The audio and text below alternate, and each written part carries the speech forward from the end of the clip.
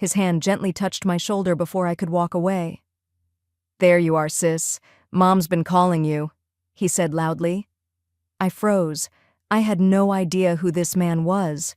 I didn't have a brother, but something in his eyes, urgent, protective, almost desperate, made me play along. "Oh, sorry, I didn't hear my phone," I stammered. "That stranger just saved my life, and I didn't even know it yet."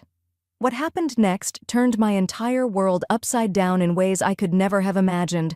Before I dive into this story, I need you to subscribe and hit that notification bell because what I'm about to tell you has more twists than a roller coaster. This isn't just about a rescue, it's about betrayal, hidden identities, family drama, and a revenge so perfect it still gives me chills. Every word of this is true, and it changed everything I thought I knew about life, love, and justice.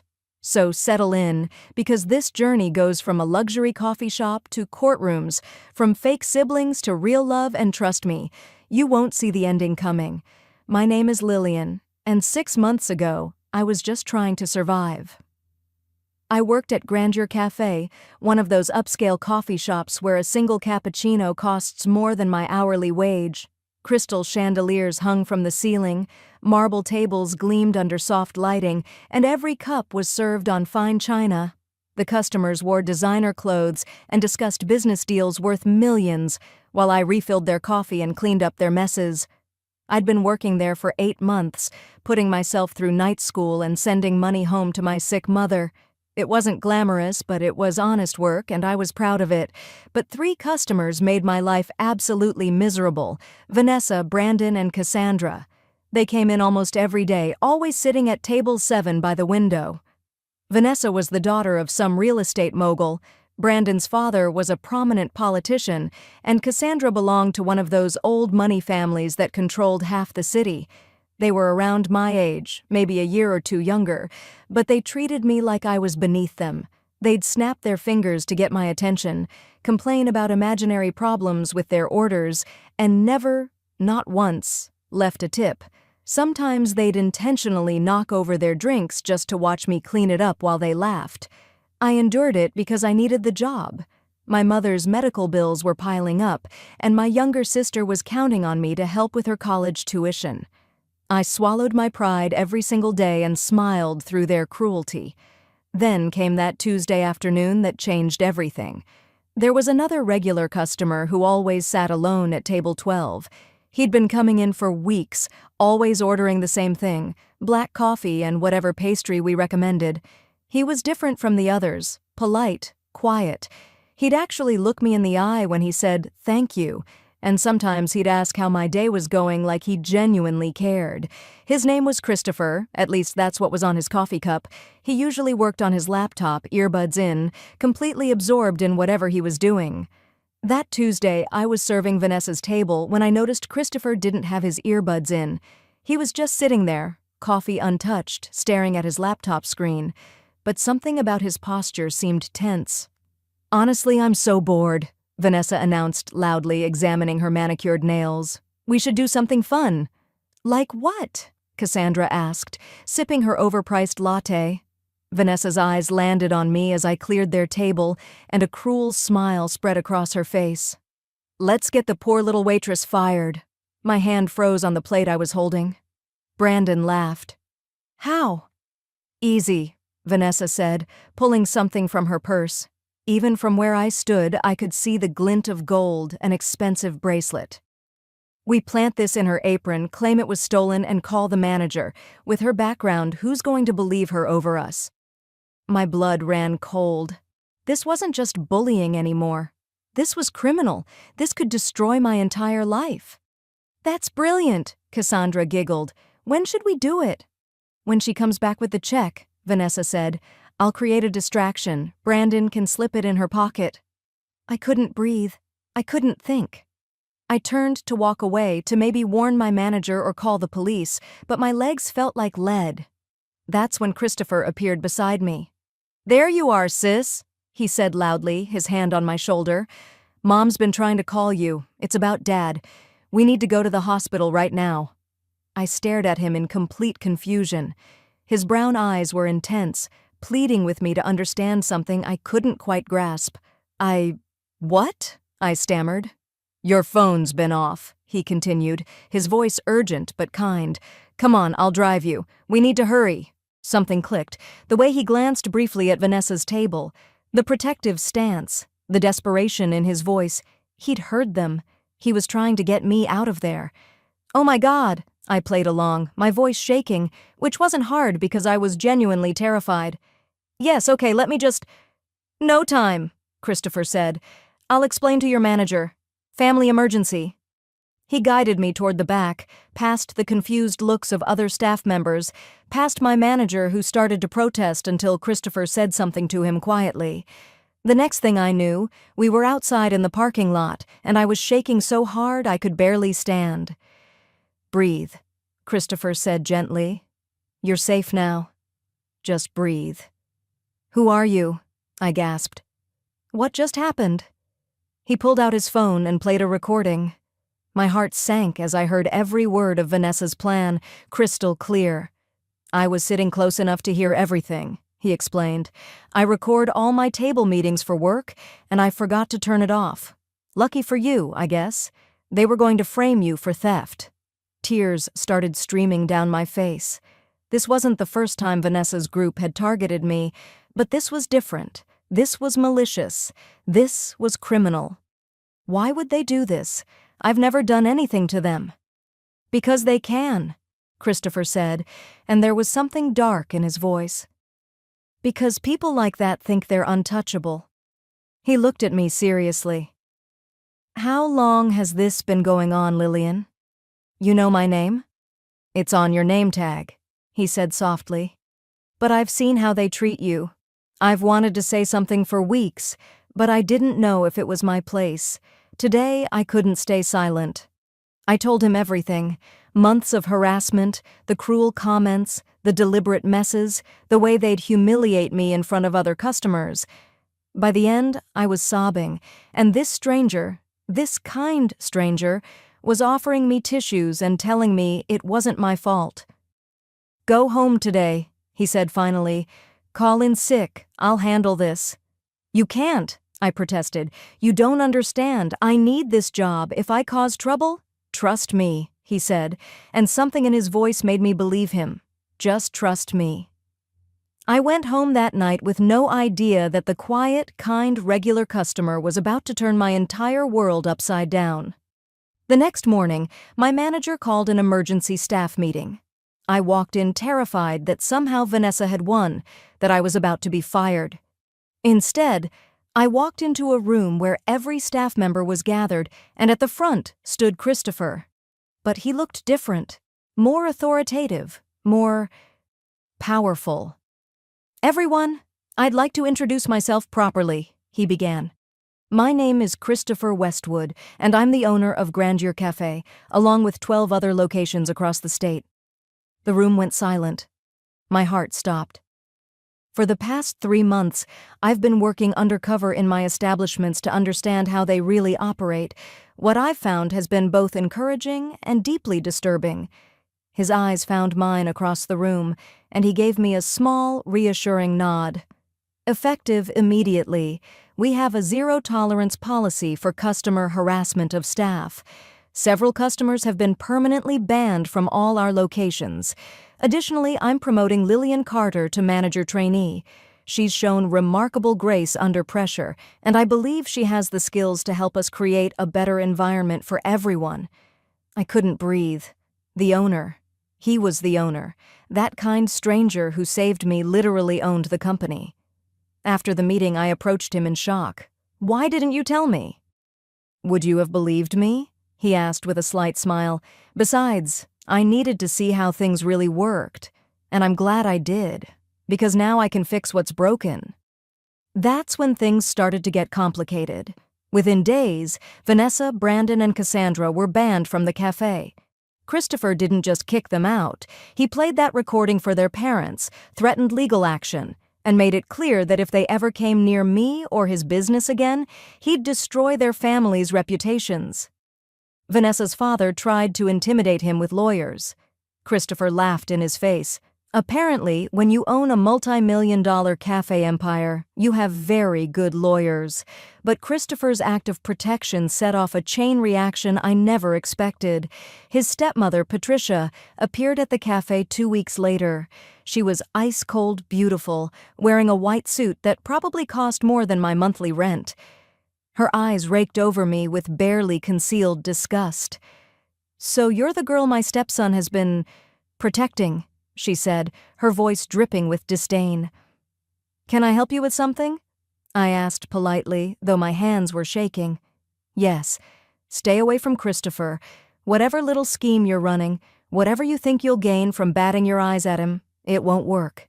He's engaged to be married to Genevieve Hartford. It's been arranged for months. You're just a distraction." She left before I could respond, but her words haunted me. Engaged?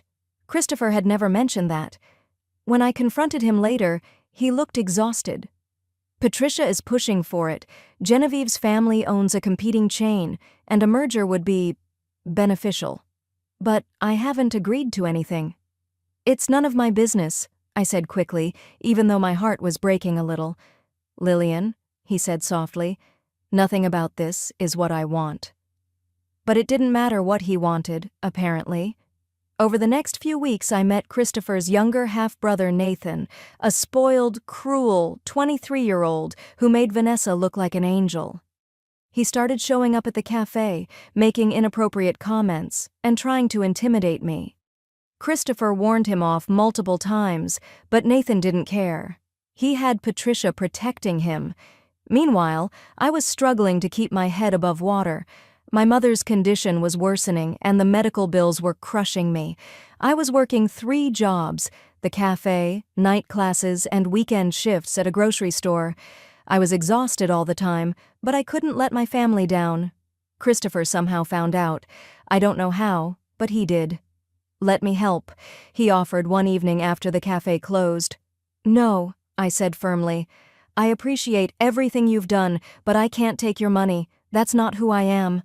"It's not charity, Lillian, it's—" "No," I repeated. "Please, I need to do this myself." The hurt in his eyes killed me, but I couldn't become the gold digger Patricia accused me of being. Then Patricia played her trump card. She announced Christopher's engagement to Genevieve at a company gala I was required to attend as new management. I watched from across the room as photographers snapped pictures of Christopher and a beautiful blonde woman, both looking miserable but playing their parts perfectly. I left early, crying in the bathroom, feeling stupid for ever thinking someone like Christopher could actually care about someone like me. But here's the twist I didn't see coming. Genevieve showed up at my apartment 2 days later. "We need to talk," she said. Turns out, Genevieve didn't want to marry Christopher any more than he wanted to marry her. She was in love with someone else, and the engagement was her father's idea. She'd been watching Christopher watch me for weeks. "He's in love with you," she said simply. "And honestly, I'm relieved. Maybe we can help each other get out of this mess." We formed an unlikely alliance. Genevieve would buy us time while Christopher and I figured out how to navigate Patricia's schemes. But Patricia wasn't done with me yet. One night I was closing the cafe alone. Nathan showed up drunk, pounding on the door. Against my better judgment, I let him in, planning to call security. That was my mistake. He cornered me in the storage room, his hands grabbing at me, his breath reeking of alcohol. I fought back, screaming, but he was stronger. I was terrified, certain this was how my story would end. Then the door burst open, and Christopher was there. What happened next was brutal. Christopher pulled Nathan off me and threw him against the wall. They fought viciously, and I'd never seen Christopher so angry, so protective, so dangerous. He beat Nathan until security pulled them apart. Patricia showed up within the hour with lawyers, trying to spin the story, trying to make it seem like I'd seduced Nathan. But Christopher had security footage. He had my testimony. He had witnesses. "Get out," he told Patricia coldly. "Take your son and get out of my business, out of my life. You're done." But Patricia wasn't done with me. 2 weeks later, police showed up at the cafe and arrested me in front of everyone. Embezzlement. Fake documents showed I'd been stealing from the company for months. The evidence looked damning. forged signatures, fake receipts, money transfers to my accounts. Christopher was away on a business trip. I was alone, handcuffed, humiliated as cameras flashed and news reporters shouted questions. "Gold digger caught stealing from billionaire boyfriend." The headlines were brutal. I spent 3 days in jail before Christopher returned and posted bail. He looked destroyed, furious, and absolutely relentless. "I know you didn't do this," he said, "and I'm going to prove it." He hired the best investigators money could buy, and what they found was explosive. Patricia and Nathan had been embezzling from the company for years. The documents framing me were created using Patricia's access codes, but it went deeper than that. Much deeper. Christopher's mother, Patricia's predecessor, had died 5 years ago. The official cause was a heart attack. The investigators found evidence suggesting Patricia had been slowly poisoning her to gain control of the company and fortune. Genevieve came forward with evidence too. Patricia had tried to blackmail her family, had been running schemes for years. Other victims started coming forward. Business partners Patricia had destroyed, employees she'd ruined. The house of cards was falling, and I had a front row seat. The trial was a media sensation.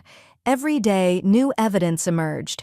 Every day, Patricia's empire crumbled a little more. Vanessa's father lost major business deals when his association with Patricia came to light. Brandon's father faced a political scandal. All the people who'd protected bullies and criminals were finally facing consequences. I testified about Nathan's assault. Other women came forward with similar stories about him. Christopher testified about his mother, about the years of Patricia's manipulation and cruelty. The jury deliberated for 6 hours. Guilty, on all counts. Patricia was sentenced to 15 years in prison. Nathan faced multiple criminal charges. Their accomplices were exposed, their reputations destroyed, their fortunes seized. I stood outside the courthouse, cameras flashing, reporters shouting questions, and I felt something I hadn't felt in months. Safe. Christopher found me in the crowd, and without caring about the cameras or the reporters or the spectacle, he pulled me into his arms. "It's over," he whispered. "It's finally over." The next 3 months were a blur of healing and rebuilding. Christopher used his resources to get my mother into the best treatment facility in the state. Her condition stabilized. My sister received a full scholarship to a top university, arranged anonymously, but I knew who was behind it. Christopher formally broke the engagement with Genevieve, who was relieved and grateful. She became one of my closest friends, and she's now happily engaged to her longtime girlfriend. I worked my way up in the company legitimately, learning the business, helping Christopher reform policies to protect workers from people like Vanessa and Patricia. And Christopher and I? We took it slow. After everything we'd been through, we needed time to figure out who we were outside of crisis and drama. But 6 months after that day, he pretended to be my brother. Christopher took me back to Grandeur Cafe after hours. The place was empty, lit only by candlelight. "That day I called you my sister," he said softly. "I wished it was true. I wished I had the right to protect you, to be part of your life, to stand beside you." He got down on one knee, and my heart stopped. "Now I'm asking for the right to be something more, not your brother, not your boss, but your partner, your equal, your husband if you'll have me." I said yes through tears and laughter and overwhelming joy. Today, I'm the Chief Operating Officer of Westwood Cafe Corporation. We've opened a foundation for working women facing harassment and financial hardship. We've changed industry standards for how service workers are treated.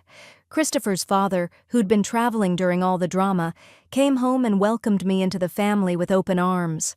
The cafe where Christopher and I met has been renamed Grace's Place, after his mother. Every day, I walk through those doors and remember the scared girl who was just trying to survive. Every day, I'm grateful for the stranger who pretended to be my brother and ended up becoming the love of my life. Patricia is in prison. Nathan is facing his consequences. Vanessa, Brandon, and Cassandra? Let's just say their reputations never recovered. But this story isn't really about revenge, even though that part was satisfying. It's about standing up to bullies. It's about trusting your instincts when someone offers help.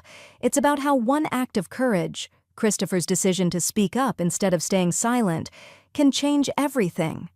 That stranger who touched my shoulder and said, "There you are, sis," saved my life. And then he became my family, my partner, my everything. Sometimes the person who rescues you is exactly the person you needed all along. You just have to be brave enough to let them in. If this story moved you, hit that like button and share it with someone who needs to hear it today. Maybe they're being bullied at work. Maybe they're struggling to survive. Maybe they need to know that things can get better, that justice can prevail, that love can emerge from the darkest circumstances. Subscribe for more true stories about courage, love, and karma coming back around. Drop a comment and tell me, what was the most satisfying moment for you? Was it Patricia's arrest, Christopher's proposal, or that moment when he first said, "There you are, sis"? I read every single comment. And remember this, your current struggle might be the beginning of your greatest success story. The person sitting quietly at table 12 might be your guardian angel. The brother who saves you might become the love of your life. Never give up. Stand up to bullies. Trust your instincts. And believe that somewhere out there, someone is rooting for you. See you in the next video. This is Lillian, signing off.